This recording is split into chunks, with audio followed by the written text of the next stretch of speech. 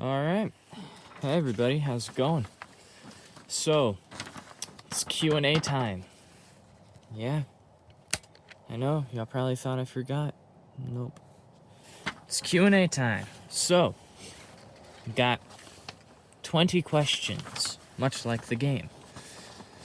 And hope you're all doing well. And might as well just start. So the first question is, what is your all-time favorite material to work? And I thought about this in the corner of my brain I gave it a good thunk, and have to say it's probably dacite.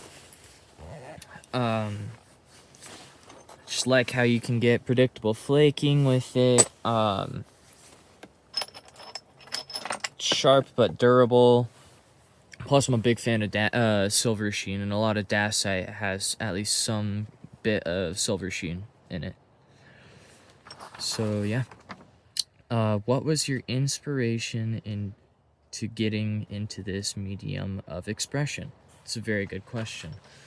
I think my inspiration to getting into, flint knapping as a medium of expression was, it's something that not a lot of people do.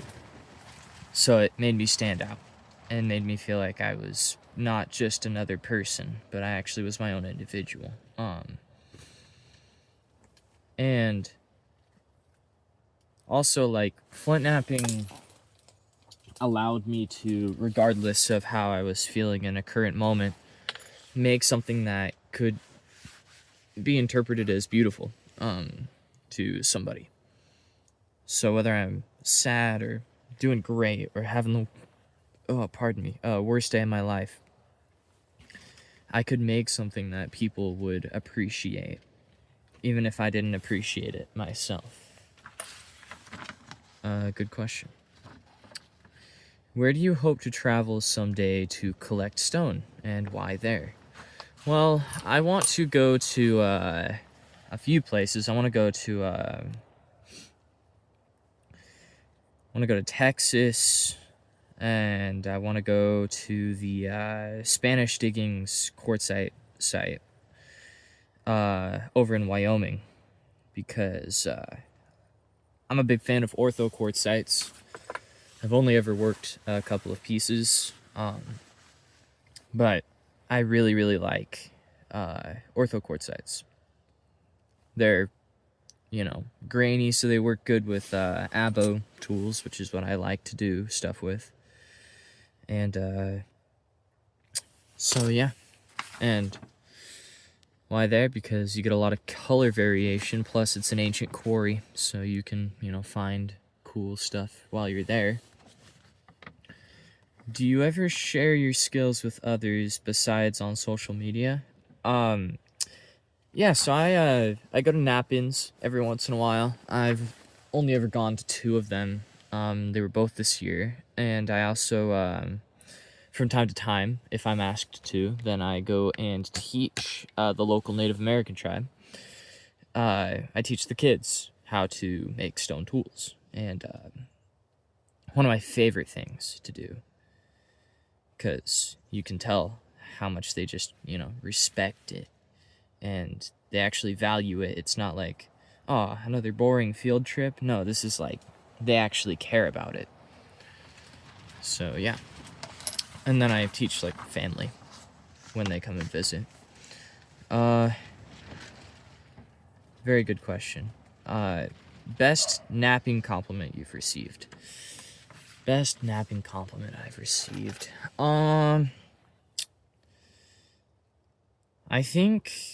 I've received a fair amount of compliments on my napping. I would say one of the ones that stood out to me the most, though, was when I went to my very first nap-in, which was this February, and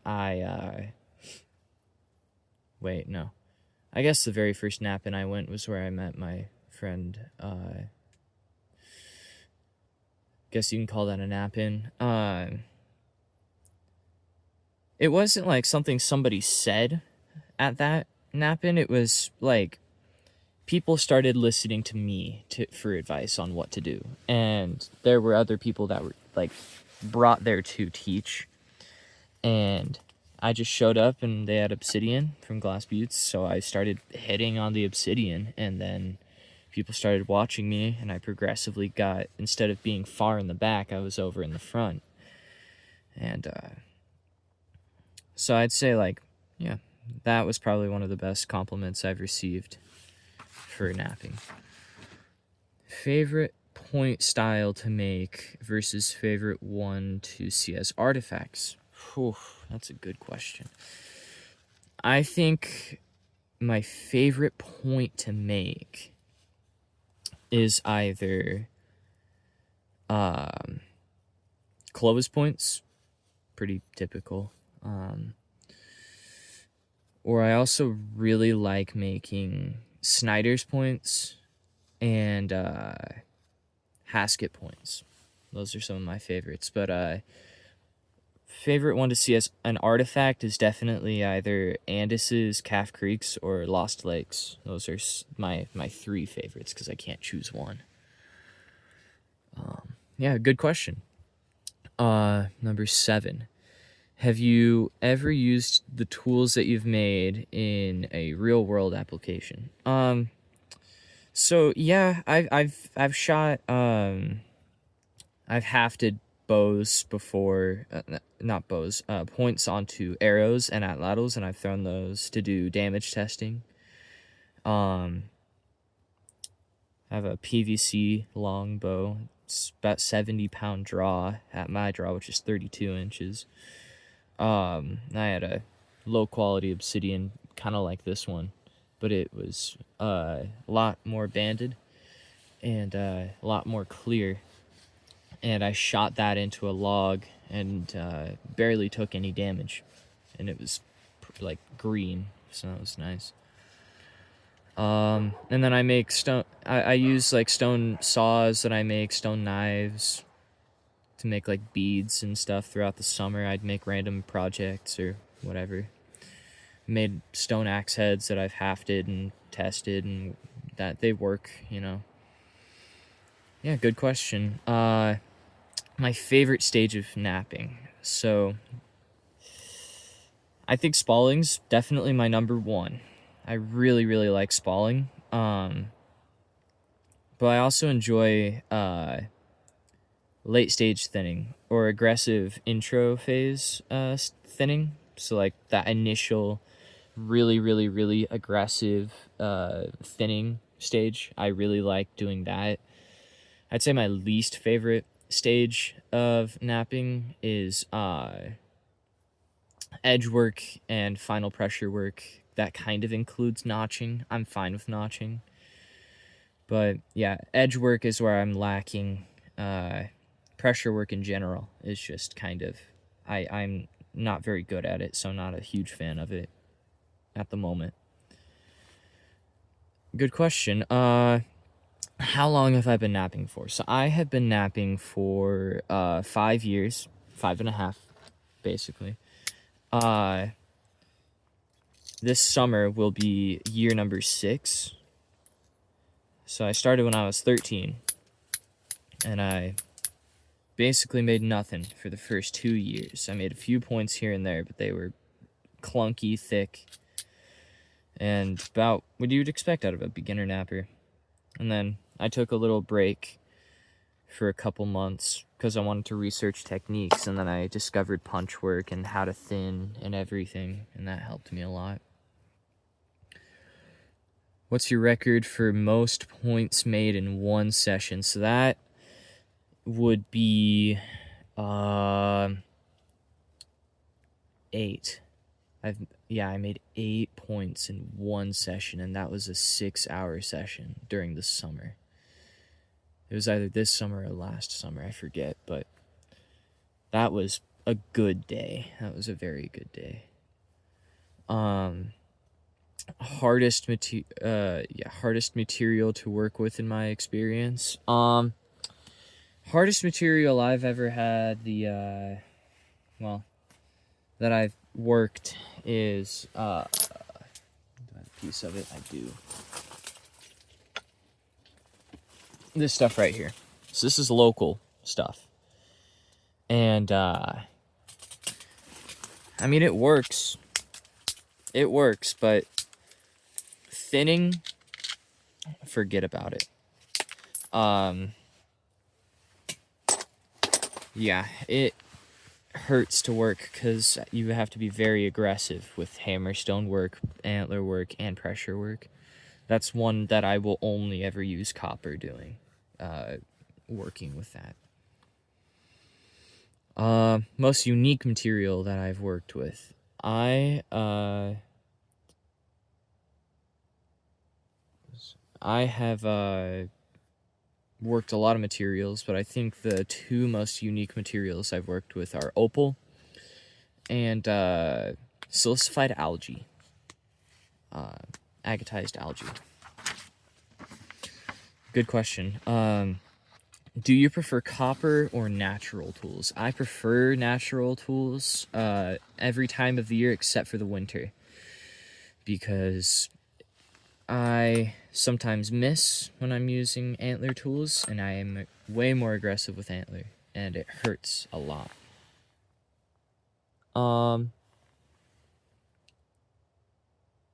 Coldest and hottest temperatures that you've napped in. I've napped in -4°F. That was 2 years ago, and that was miserable. That's -20°C for you metric people.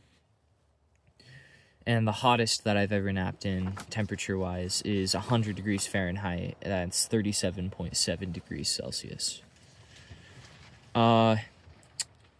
Good question. Would you prefer to nap outdoors mainly, or would you like to have a small indoor workshop? I'd like to have a small indoor workshop with good ventilation and power, so that during the winter I'm not set up in a tent like how I am now, at the mercy of the elements. And this is a follow-up to that. If you were to build a small shop, what size would it be, how would you organize it, and what would you build it with? Well, if I were to build a small shop, it would probably be no larger than an 8x8 space, maybe 8 feet tall, 8x8x8, a little brick. I'd organize it where I had an area where I could put my stuff, storage. I'd probably grab drawers and then layer them with display cases, and then have buckets full of different materials in the corners. What would I build it with? I'd probably build it with lumber, and then like just sheeting on top, basic roof, just kind of like a basic shed. Have a good foundation. Yeah, good question though. Are there any tools you don't have at the moment that you wish you had? I wish that I had a deer ulna pressure flaker, deer leg bone pressure flaker. I'd like some caribou and moose antler, and so I can make those into horizontal punches and vertical punches for notching, and a notch-o-matic. That would be nice for the winters. Yeah, good question. My favorite technique, I'd have to say it's indirect percussion with a horizontal punch, whether that be an ishi stick or antler on a stick. I love indirect percussion, especially because I can use so many different things to have so many different support systems and flakes. I just am a big fan of indirect percussion, also for like making blade cores. So yeah. And then the hardest technique to learn, I would say hardest technique to learn would be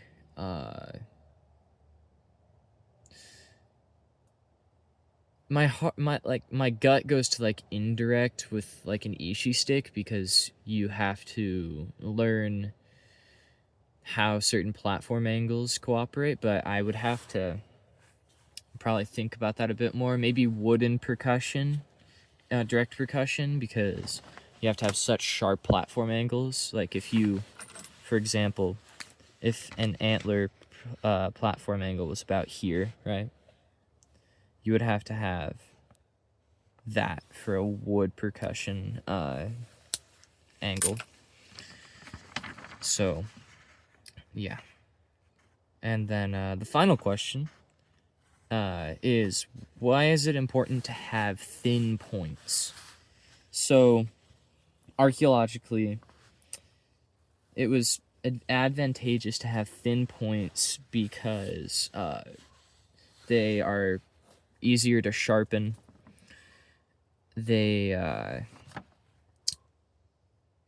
You can make more of them because you have thin debitage if you're good at thinning. And I'd say modern knappers mostly have thin points because they want to show that they're good at what they do. Kind of like a competition thing. But I think that also was probably the case for the ancients as well.